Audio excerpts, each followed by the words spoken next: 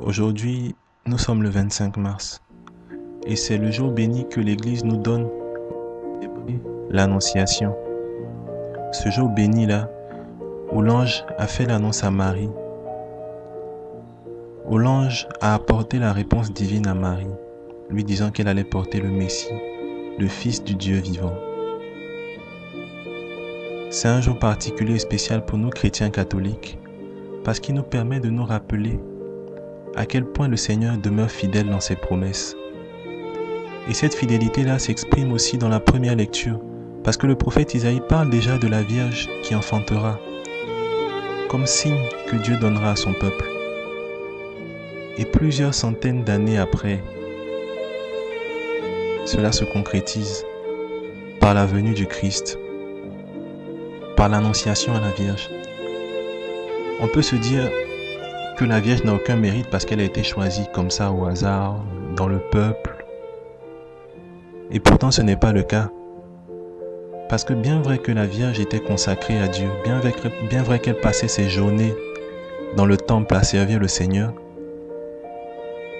il y a eu besoin de son oui. Et c'est ce oui que la Vierge Marie a dit, qui aujourd'hui nous permet, nous, d'avoir ce salut-là. Parce qu'elle n'était pas obligée, il faudrait le savoir. Elle n'était pas obligée.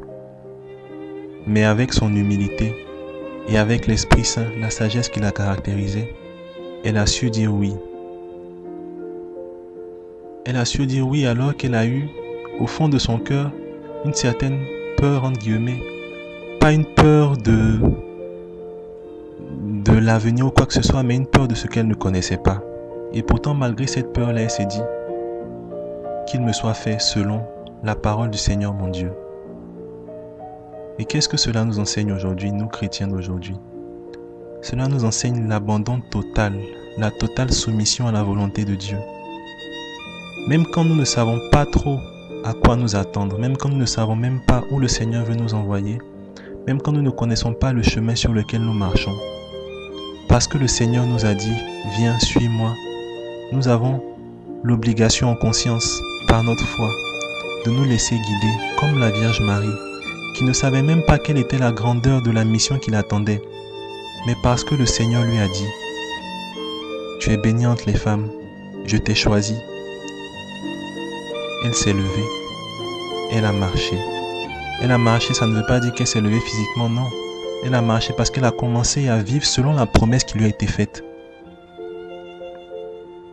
Et Marie est pour cela, pour moi, à un niveau personnel et pour tout chrétien, un modèle extraordinaire de foi, un modèle extraordinaire de piété et de soumission à Dieu.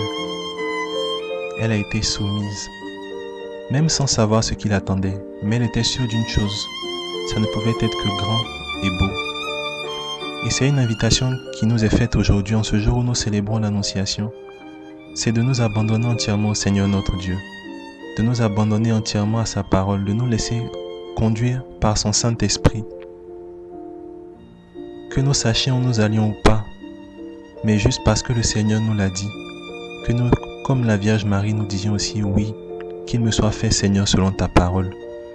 Et aujourd'hui, je prie pour que le Seigneur nous donne cette grâce-là de nous abandonner entièrement à sa parole, de ne pas nous poser de questions et de demeurer dans la foi que ce qu'il a dit, il l'accomplira et que ce qu'il fera sera exclusivement pour notre bien. Shalom.